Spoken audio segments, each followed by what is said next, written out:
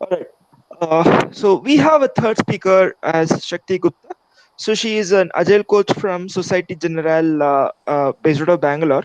So she's completed her engineering from NIE Mysore in industrial production domain. She is a safe agilist certified, and she has been an alumni of Fidelity and Accenture.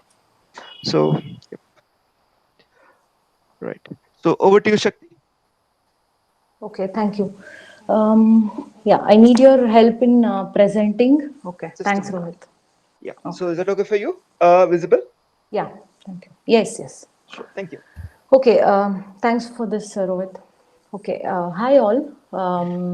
I think we already had an introduction about me, so there is nothing more than that I want to say, right? So, in today's session, I would like to talk about how we can know, how we can assess ourselves to know whether we are agile or not, or how much agile we are, right? When it comes to agile, this term has been widely used in the industry now. So to make it more personal, as it is personal agility, to make it more to ourselves, I call it how ability, right? So agility is nothing but increasing the potential of an individual, increasing the ability to be what you want to be, right? We all have certain reasons to get up every day, to strive hard. We have our goals. So agility is nothing but it increases our ability to be what we have, what we aim to be, right? Can we go to the next slide, Rohit? Okay, so how do we know how much agile we are? How do we know how much agility is needed? Right. So these are some questions that are lingering in our mind. Right. So there are two contexts here. One is we have been talking about organizational agility. Right. We have been talking about things like leadership agility, where a leader embraces new culture of working. He changes his mindset from a command and control style to a servant leader, right? And when we talk about products, we want our customers to react to the market scenario, to be in par with the technology that we have.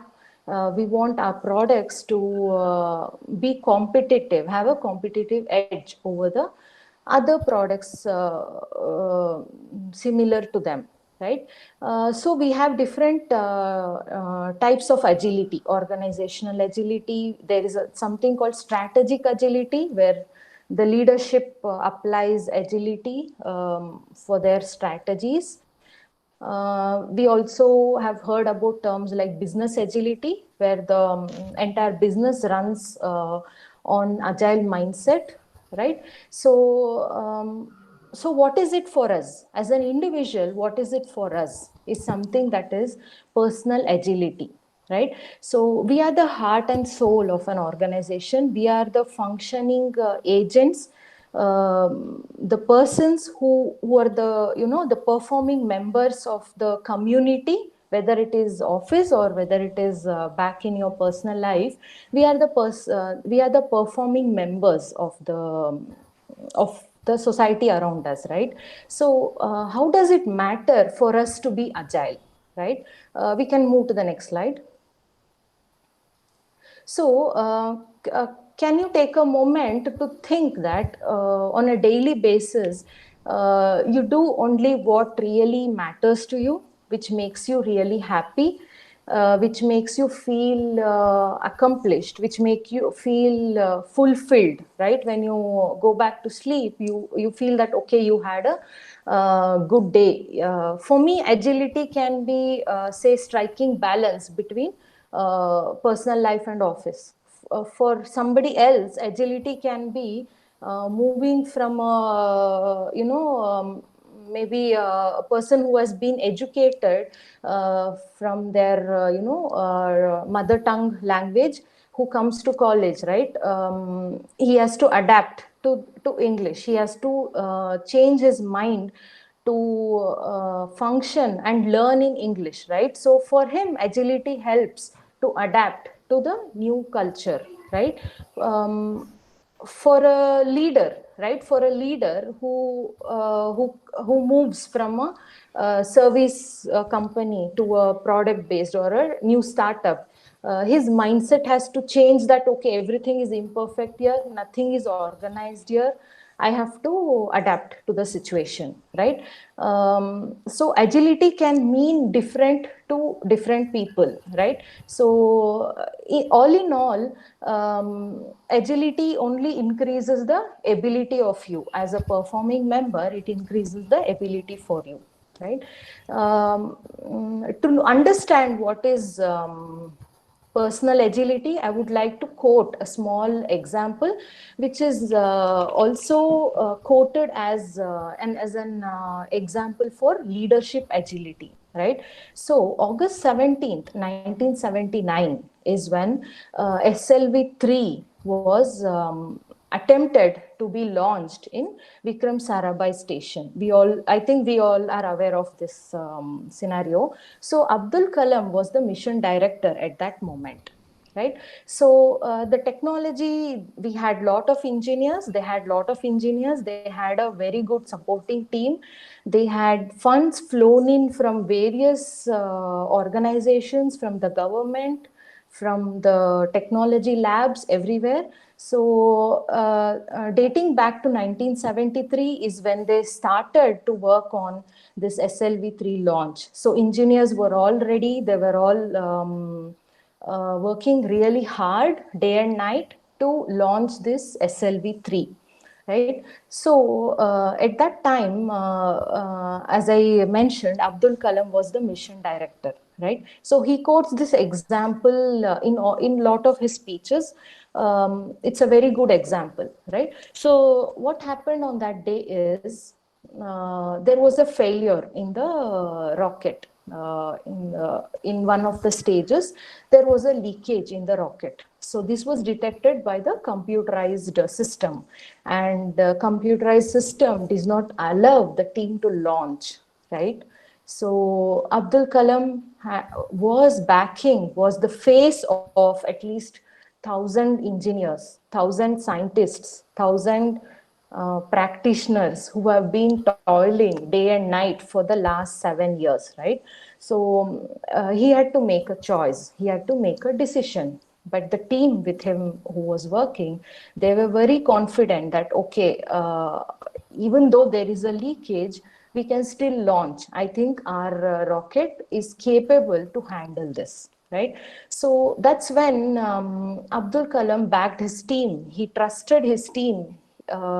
He was okay, though in the back of his mind he had a small doubt that okay, it might fail, but still he allowed his team to fail, right? And then they launched the rocket manually, and it was a failure, right? The rocket directly went into the Bay of Bengal and they failed, right? So it was a 20 crore or 20 million investment that directly went into the Bay of Bengal, right? So on that day, they had a press conference where Satish Dhawan, who was the chairman, right, of ISRO at that moment, he called Abdul Kalam that, okay, there is a press conference, let's all be there, right? So Satish Dhawan, he displayed a very wonderful leadership quality where he said that I acknowledge my team has failed, but we have given all our efforts, and we assure that next year we will launch this. We will learn from our this thing. He did not allow Abdul Kalam to even take the failure. It was Satish Dhawan who accepted the failure and who backed the team, right? So at that moment, can you imagine what are the different traits that were in place, right? The team had the courage to do a failure. The leadership backed the team for the failure. After 1 year, exactly after 1 year, the SLV-3 was launched in the orbit, right? So they learned from their mistake. They figured out where they failed and how they can fail, how they could fix it, right? So this is a great example to know how agility was at play, or you can call it how a growth mindset was at play, right? I'll talk more about growth mindset a bit later. So one thing that there are two things that is quite common in all these successful missions. All the people whom you see as they have succeeded in making an impact to their society, right? One is they really dream big. They don't succumb to smaller dreams. They don't consider their limitations if they have to dream, if they have to set a goal, right? They don't keep a small goal. They always have a bigger goal which looks impossible at that moment, but they have that conviction that okay, I will be there someday, somehow, right? By learning, by failing, by attempting, I will be there, right? And also every attempt, nobody has launched a rocket, or even Wright brothers could not invent the aeroplane on one shot. They failed multiple times, only after which they could come up with a flying machine, right? So this is nothing but doing what really matters to you, right?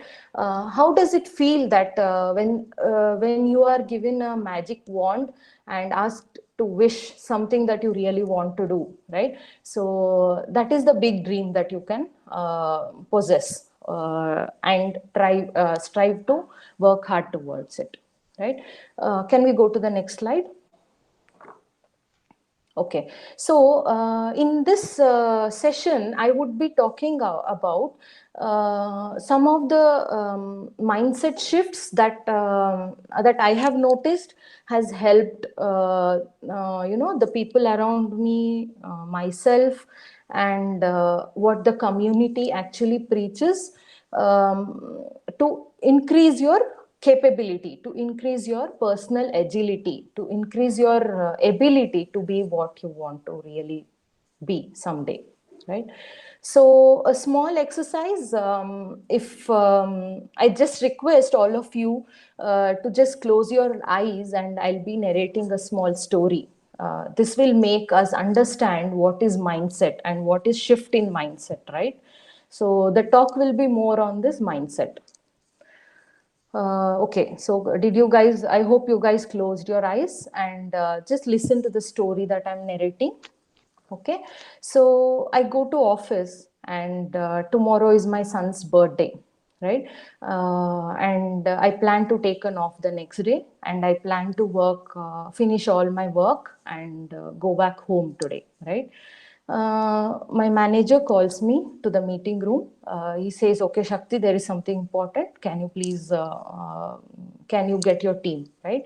So there was a new, our company has an engagement with a new startup, with a new venture capital, which is in Chennai. I'm in Bangalore. My manager wants me to travel to Chennai the next day. When it was my son's birthday, I had to be in Chennai, and I had a flight early morning, right? So I go back home, I pack my stuff, I get the tickets done, I get the agenda cleared as to whom I have to meet, what I have to do. And next day early morning, I go to the flight. I go to the airport, right? I take a taxi. Let's forget that we are in this COVID situation for some time. So I go to airport, and there is a long queue, and I stand in the queue. I take the boarding pass. I go to the security. I get the security check done, and I board the flight. Right. So I just sit on my seat. I find my seat. I sit on my seat. I see the pilot coming out of the cockpit, and wishes, good morning all, I hope you have a nice flight, right? And then the flight was it was a good flight. I reach Chennai, and after that I get ready and I go to the office address that my manager has given me, right? So in the I enter the boardroom. It was a group of say eight members there. So we discuss our business contract and how we proceed and what are their requirements. It was a tiring day. I come back home, right? A friend calls me who is in Chennai. So we meet over the dinner. So the dinner was very nice and serene. It was in a very good restaurant. A couple is celebrating their anniversary, right? So it was a nice time, and I come back home, and the next day morning I board the flight and I come back to Bangalore. So can you be ready with the chat window? I have some questions to ask now based on the story that I just described. So first question is, how many of you imagined the pilot to be a lady? Anyone? If anyone, then please ping as yes.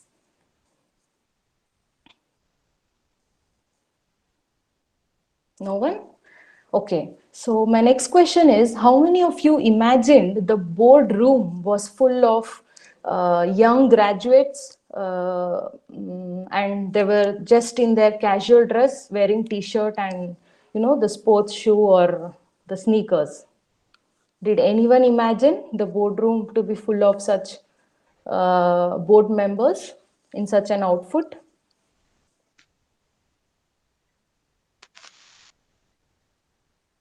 No? Okay, so my last question. Did anyone imagine that the couple who was celebrating their anniversary was a gay couple? No? Okay. Okay, so now you know what is mindset, and we all think that okay, I have a growth mindset, I'm open minded, I am agile, I adapt, I'm open to anything which is new in the environment, anything which is weird, anything which is different, or anything which is out of normal, which is not normal, right? So we all think that we have an open mindset. But no, we are not. Every day we need to strive hard to reach the mindset, reach the that personal agility which even the other speakers spoke about today, right? So personal agility is a mindset shift, right? But it does not come in one day, right? We have to think about, we have to mindfully, consciously think about this shift in mindset, which will help us to be agile, right? To be able, right? So let's go to the next slide. Okay, so let's explore what are those mindset shifts that, or the mentality shifts, or whatever you can call, what are those traits or characteristics that can enhance or improve our agility, right? So let's go to the next slide. Okay, so can anyone tell me who is this person?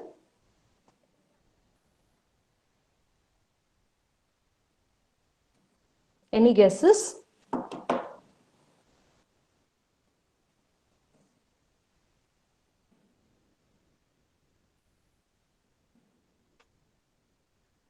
No?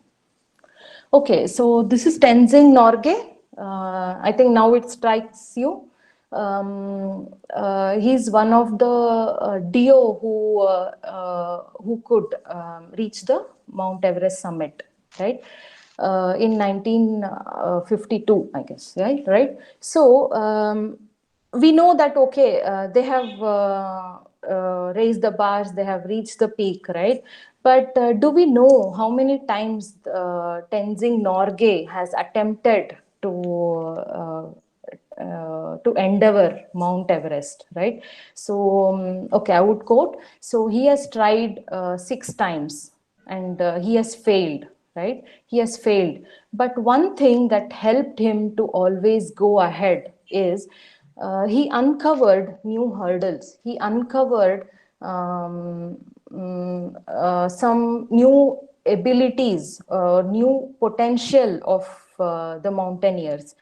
He uncovered a new skill, he uncovered a new tool. So every failure helped him to go another 1,000 miles ahead, right? So he didn't think about growth mindset or anything, but he always accepted the failure, and he took a learning from the failure, and he could always try another attempt, because he was now equipped with few more tools on his back seat, right? On his back, right?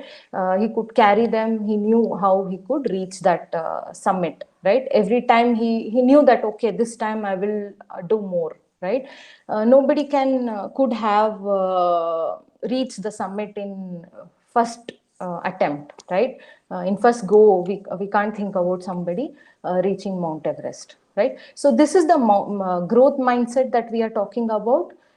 Growth mindset is nothing but celebrating the failures, right? Celebrating the failures, learn from the failures, and attempt. Only when you fail, you know what you lack, and then you know how to sharpen your skills ahead, right?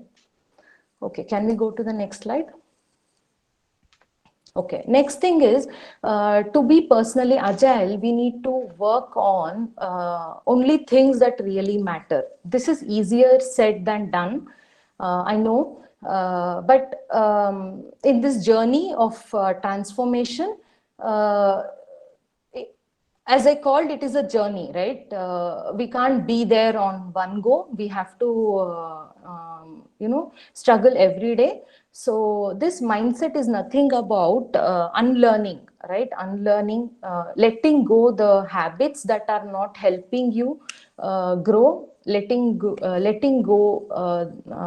the activities or things that does not provide value to you, right? Always to have your intention, your goal at the back of your head, and then wisely choose what helps you reach there. Wisely choose what really matters to you, what really matters to the team that you work with, to your family, and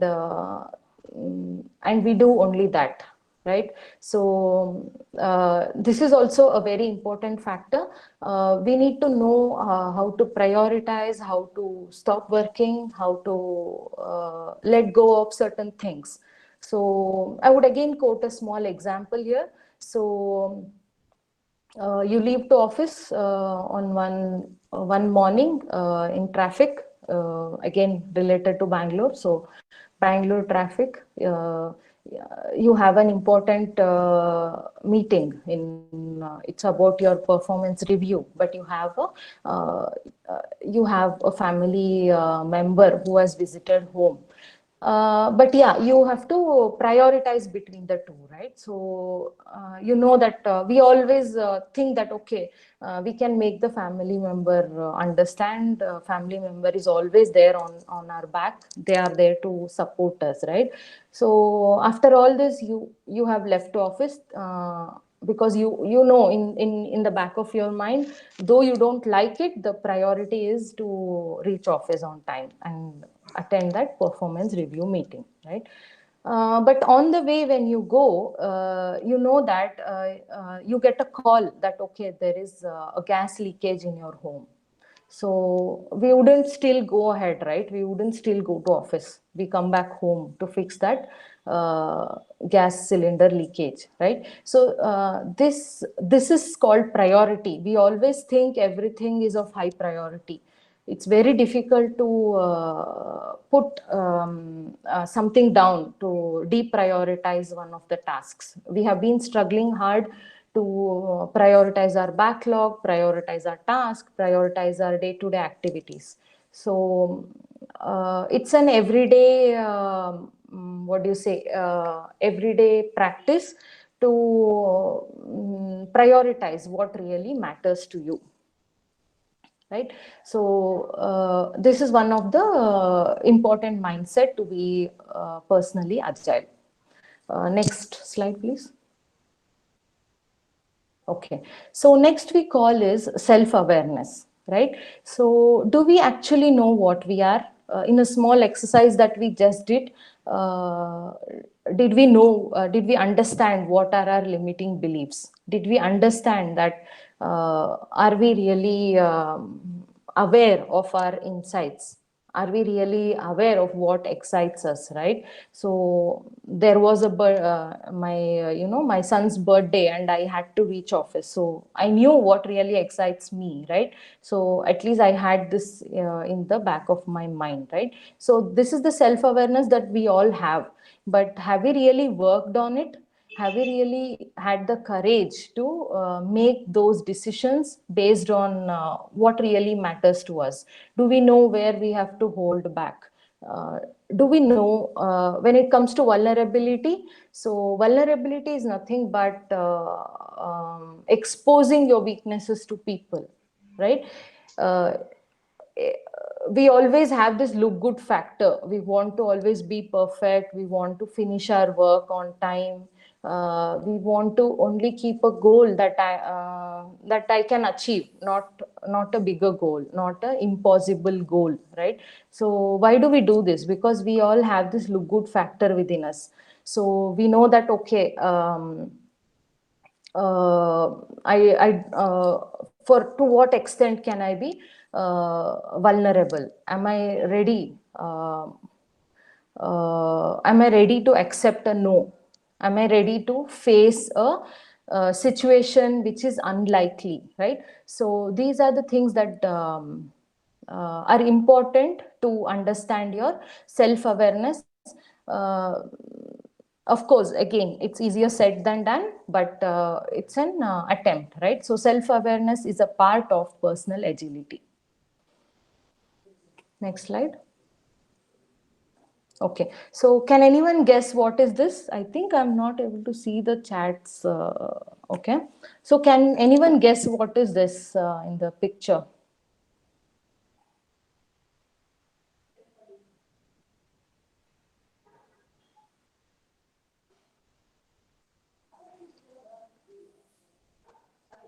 No one?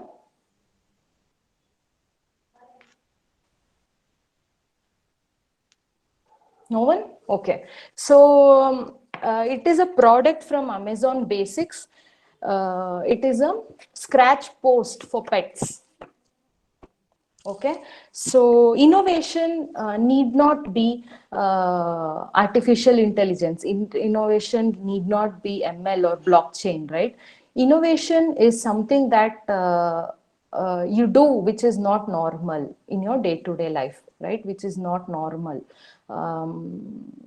If you go back to how Java was, who invented Java, right? So it was a two engineers in Norway, right? So it's not they were not working in some great company. They didn't have any clue as to how Java is going to help them, but they thought that there were some changes to the to the object oriented programming which already exist that can help, that can uh, make the programming world much better, right? So that is called innovation. Innovation is something that we do which is not normal, which and which helps a problem, which helps something which has an impact in the world around us, which can solve a major issue, right? A major problem. No innovation is I mean, innovation is of waste if it is not useful, right? For example, there is face recognition in lot of our phones, but we don't use it, right? Uh, so face recognition has a time, right? So timeliness is also also matters when we innovate something, right? 10 years back, if we used fingerprint or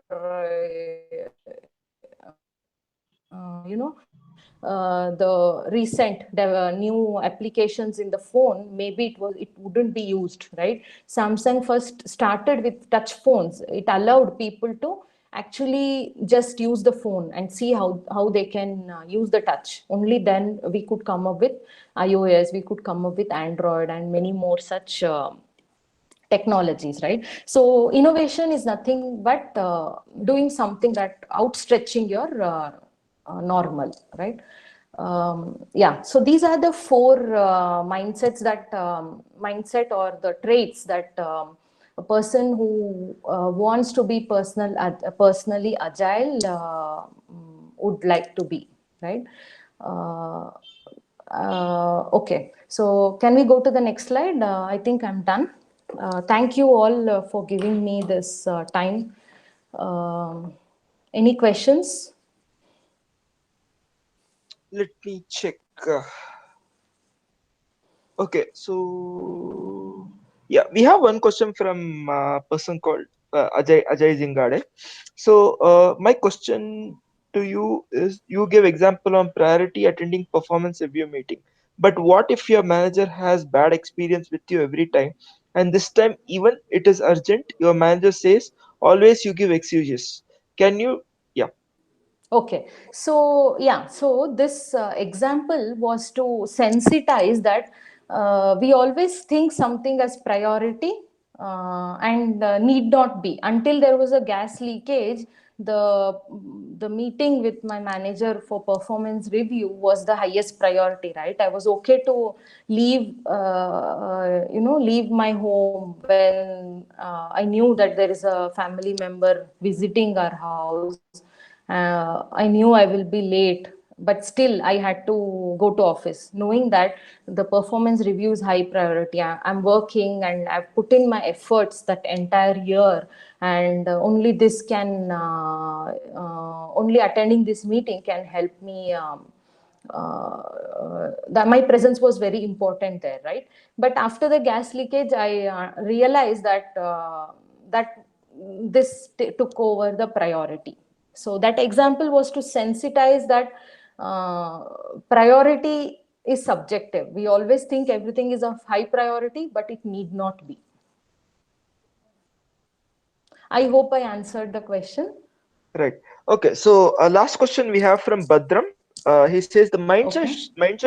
the mindset shift that you spoke is not derived from your story and from your questions. Can you explain this? Okay. Okay. Okay. So when I asked how many of us imagined the pilot to be a lady, no, right? None of us, or maybe quite a few did, right? So this is the mindset we all have: preconceived notions, being judgmental, being biased, uh, being not. Our mind stops working when something which is not normal, right? So that is the mindset lack that we all have. And we can't say that there's nobody, no human being can say that I don't have any uh, lack in the mindset. I don't have any bias. I'm very open. I can accept any change.